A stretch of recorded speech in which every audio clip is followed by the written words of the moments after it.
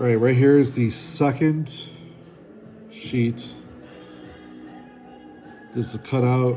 We're cutting the tops. Right now that's the cut on the top.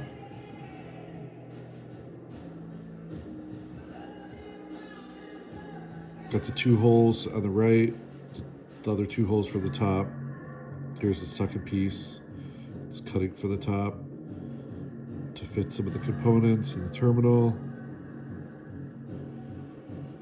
for the Satori driver report. That's the brace right there that's going towards the top of the Satori driver. That's the back. Those are the 2 braces, the 3 braces. So you have 2 tops, 3 rectangular braces, the 2 braces, and then one of the back pieces.